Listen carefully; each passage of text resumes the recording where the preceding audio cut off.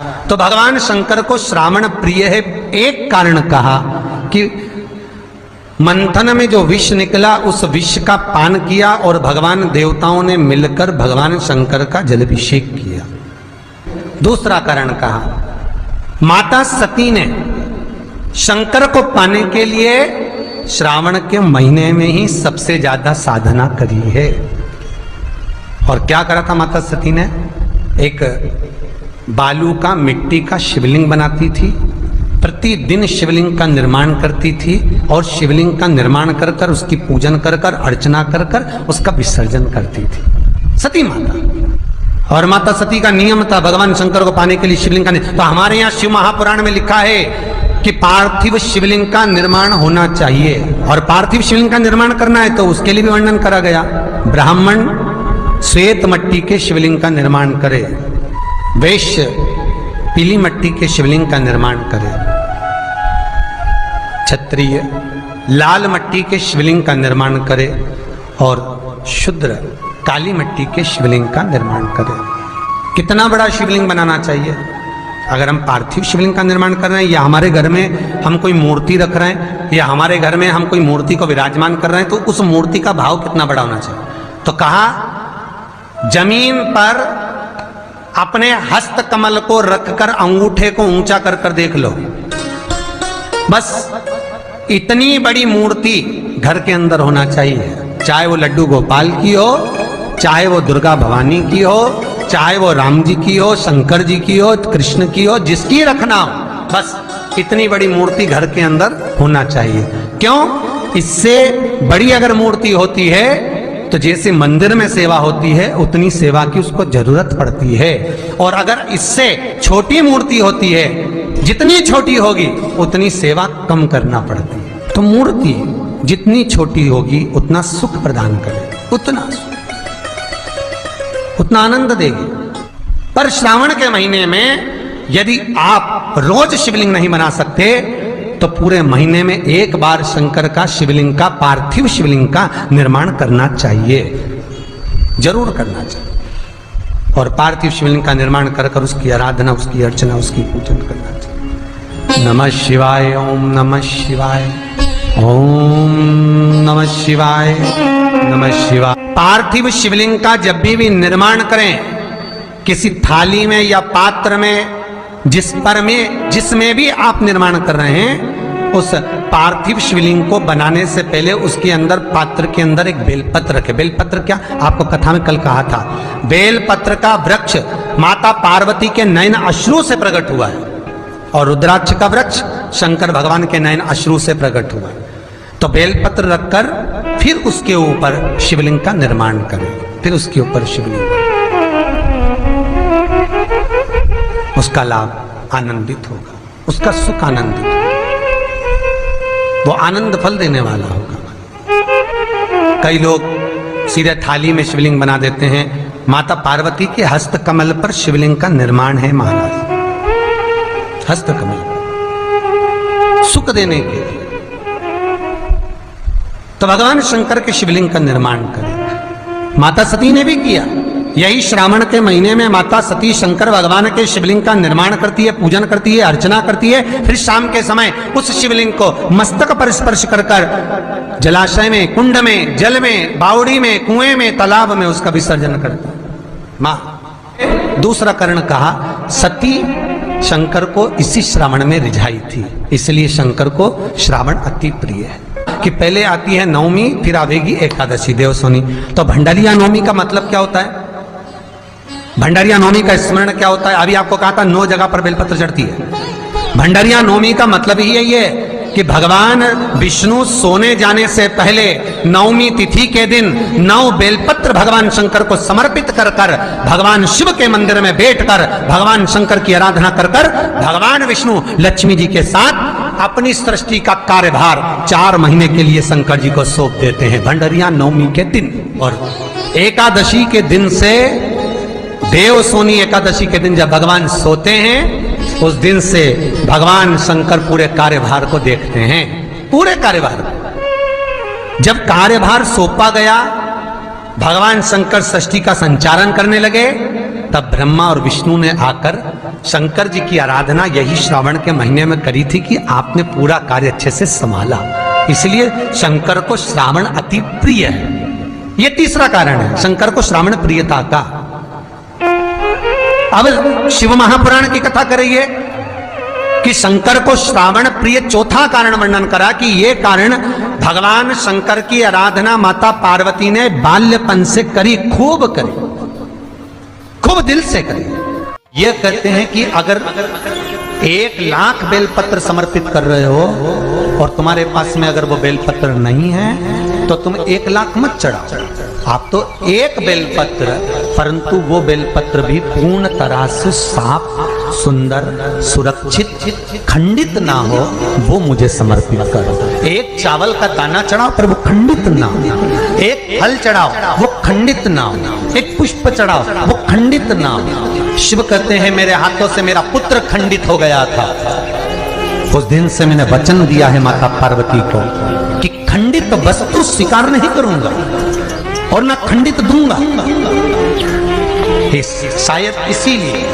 शायद इसीलिए ये चरित्र कहता है कि जिस नारी का गर्भ 2-3 महीना ठहरने के बाद में गर्भ गिर जाता हो, 4 महीना ठहरने के बाद गर्भ गिर जाता हो, गर्भ बच्चा पूर्ण नहीं होता हो, या बच्चा कहीं शरीर के अंदर डॉक्टर कह रहे हैं सोनोग्राफी में कि ये विकलांग है, बच्चे के पांव में या मुख में या शरीर में पानी भरा गया है, ये सुरक्षित नहीं होगा, ये बुद्धि से कमजोर होगा, या ये बच्चा ऐसा विकलांग होगा, तो उसी समय पर जैसे ही डॉक्टर ने कहा वैसे ही एक श्रीफल, और वो श्रीफल खंडित नहीं होना चाहिए, उस श्रीफल पर जो नारी है गर्भ से है, उस नारी का सिर से लेकर एड़ी तक एक लच्छा मतलब मोली मतलब नाड़ा जो हाथ में बांधते हो कलेवा, उसको नाप कर श्रीफल पर भगवान शंकर का नाम लेकर उस स्त्री का नाम और गोत्र बोलकर बांधकर भगवान शंकर के चरणों में ले जाकर रख दीजिए, फिर वो बच्चे की जवाबदारी शिव की हो जाती है, फिर शंकर की, क्योंकि शिव ने माता पार्वती को वचन दिया था कि मैं खंडित नहीं दे सकता। सारे देवताओं के मंदिर में नारियल फूटता है, हनुमान जी के मंदिर में नारियल फूटता है, राम जी के मंदिर में नारियल फूटता है, देवी जी के मंदिर में नारियल फोड़ा जाता है, पर शंकर जी के मंदिर में नारियल नहीं फोड़ा जाता।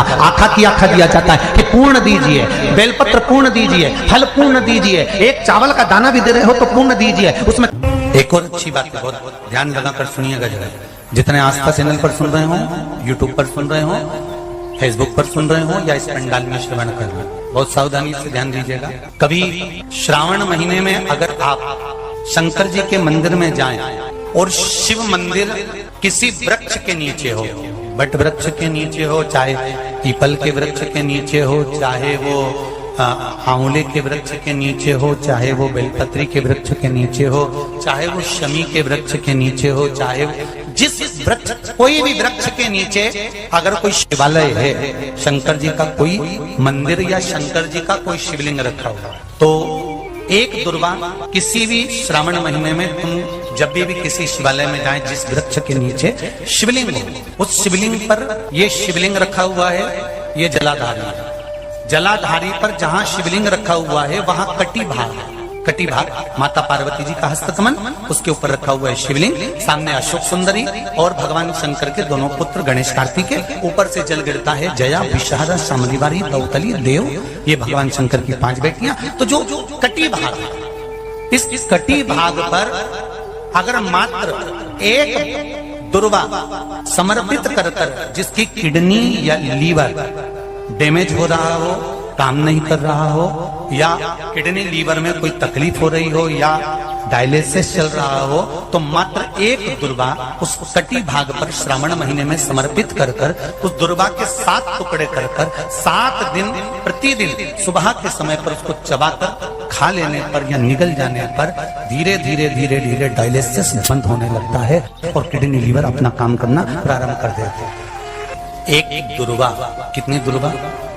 एक दुर्वा, मात्र एक दुर्वा। शंकर भगवान पर चढ़े हुए जल जब नीचे की ओर आता है, जिस जगह पर जल गिरता है उस जगह पर मात्र एक दुर्वा अपनी कामना कर इस शरीर के सुख के लिए शंकर भगवान के जल गिरने वाले स्थान के पास में अवधूतेश्वर महादेव के नाम से रख दी जाती है तो जिंदगी में कभी बड़ी बीमारी नहीं आती। उसी तरह इससे रोग को समाप्त करने के लिए दुर्वा का प्रयोग किया गया। आप लोगों ने पूर्व में जो शिव महापुराण की कथा कुबेरेश बाबा की धरा से करी थी वो आप लोगों को ध्यान में होगा। दुर्वा कैसे उत्पन्न हुई थी, दुर्वा का महत्व क्या है, कितनी दुर्वा चढ़ाना चाहिए, कैसी दुर्वा चढ़ाना चाहिए, दुर्वा की उत्पत्ति कहां से हुई है, दुर्वा तोड़ने के बाद पानी में डालने के बाद फिर हरी हो जाती है, इसका क्या कारण है, दुर्वा गणेश जी को क्यों चढ़ाई जाती है,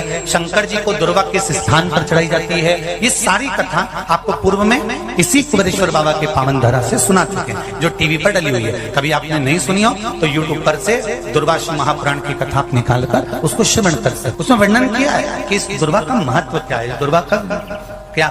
मात्र एक दुर्वा शिवलिंग पर चढ़े हुए जल जहां से नीचे की ओर गिरता है उस जगह पर मात्र अपने शरीर की कामना करते हुए भगवान से रोग मुक्ति के लिए एक दुर्वा अगर समर्पित कर दी जाए तो कोई बड़ी बीमारी जिंदगी में आ ही नहीं सकती, ग्रहण ही नहीं, मतलब ग्रसित नहीं कर सकती। श्रावण के महीने की श्रावण शिव महापुराण की कथा सुन रहे हो, एक बात दिल से बताना, जितनी सौभाग्यवती माताएं होती हैं ये संक्रांति पर भी 13 चीजें दान करती हैं, 14 चीजें दान करती हैं। बीच में कोई 16 सोमवार का उद्यापन करेंगी तो भी सुहाग की सामग्री देंगी, उद्यापन करेंगी तो भी सुहाग की सामग्री देंगी, कोई कार्य करेंगी तो भी सौभाग्य की सामग्री देंगी। सौभाग्य की सामग्री का दान क्यों किया जाता है, सौभाग्य सूचक वस्तुओं का दान क्यों किया जाता है, सौभाग्य की वस्तुएं क्यों प्रदान करी जाती है, क्यों दी जाती है, उसका कारण क्या है।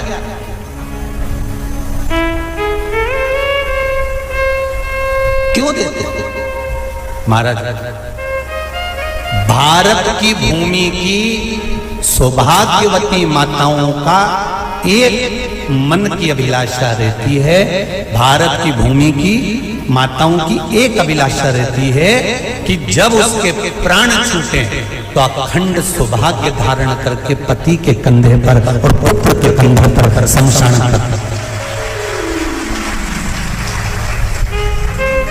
ये भारत की भूमि की माताओं की सोच है, उनके मन का संकल्प, उनके मन का भाव।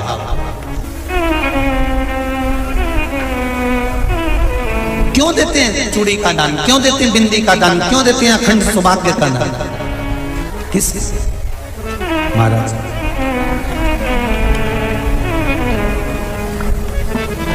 मेरे हाथों में भर भर के चूड़ी रहे, मेरे हाथों में भर भर के चूड़ी और मैया कोई कामना की, मेरे मस्तक पे चमकती चूनर रहे, मेरे मस्तक पे चमकती चूनर रहे और मैया कोई कामना, मेरी मांगों में भर भर के सिंदूर रहे, मेरी मांगों में भर भर के सिंदूर रहे और मैया कोई कामना नहीं, मेरे पाँव में बिछुड़ी का जोड़ा रहे, एक बिछुड़ी नहीं, कितनी, 2 3 4 5, एक एक पाँव में जोड़े से बिछुड़ी होना चाहिए, केवल एक नहीं, सिंगल नहीं। वो तो आजकल का फैशन हो गया महाराज, जो केवल एक बिछुड़ी धारण कर लो उसी में फैशन दिखे।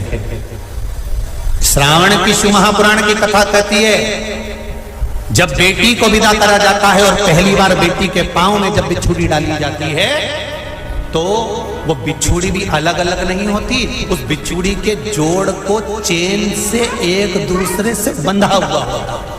बोलो सही है कि गलत है? जितने आस्था चैनल पर कथा सुन रहे हैं, जितने फेसबुक पर सुन रहे हैं, यूट्यूब पर सुन रहे हैं, सुन लेना कि मेरे भारत की माताओं का जब पाणी ग्रहण संस्कार किसी बेटी का होता है, उसके पांव में जब पहली बार बिछुड़ा पिनाया जाता है, बिछुड़ी पिनाई जाती है, तो वो बिछुड़ी भी एक दूसरे से बंधी हुई होती है, चेन से बंधी हुई होती है। उसको अलग अलग वाली बिछुड़ी शादी के मंडप में नहीं पिनाई जाती। क्यों?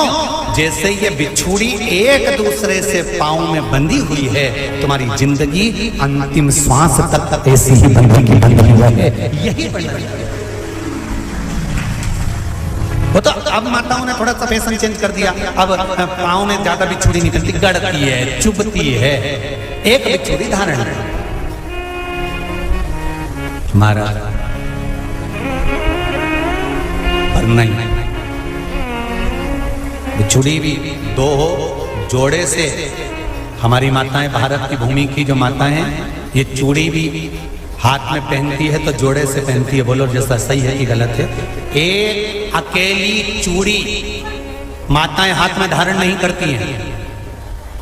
अगर भारत की भूमि की संस्कारित माताएं हैं और भारत की भूमि की सभ्यता और संस्कृति को जानती है, तो अकेली चूड़ी नहीं, जोड़े की चूड़ी पहनेगी, 2 चूड़ा डालेगी, 4 डालेगी, 12 डालेगी, पर सिंगल नहीं, अकेले। श्रावण के महीने की शिव महापुराण की कथा, जिसका नाम है श्रावण शिव महापुराण की कथा, ये कहती है कि पार्वती जी ने और गंगा जी ने ये चतुर्मास में जितना सौभाग्य का दान दिया है, उनके बराबर दुनिया का कोई व्यक्ति इतना सौभाग्य का दान नहीं दे सकता, जो माता गंगा और पार्वती दोनों दान दे।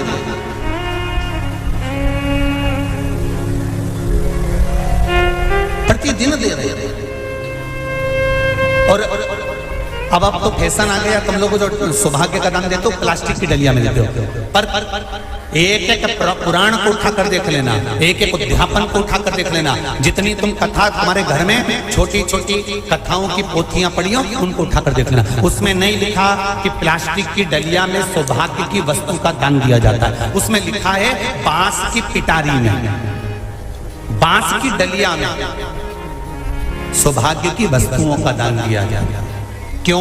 क्योंकि बांस वंश की वृद्धि करता है, बांस सौभाग्य की वृद्धि करता है, और बांस अखंड सौभाग्य, जैसे बांस का पौधा बढ़ते चले जाता है, बढ़ते चले जाता है, उसी तरह बांस की डलिया में जब दान दिया जाता है, बांस की टोकनी में जब दान दिया जाता है, तो ये भाव रखा जाता है कि तुम्हारा सौभाग्य ऐसे ही बढ़ता रहे। पर अब थोड़ा सा फैशन चेंज हो गया, तो प्लास्टिक की डलिया, पर प्लास्टिक की नहीं। तो गंगा मैया और पार्वती मैया चतुर्मास के अंतर्गत जो त्योहार पड़ता है, चतुर्मास के अंतर्गत जो व्रत पड़ते हैं, ये किसी दूसरे के नहीं है। तीज का व्रत माता पार्वती का, छठ का व्रत माता पार्वती का, चतुर्थी का व्रत माता पार्वती का, ये सारे व्रतों की शुरुआत गंगा और पार्वती ने अपने बल से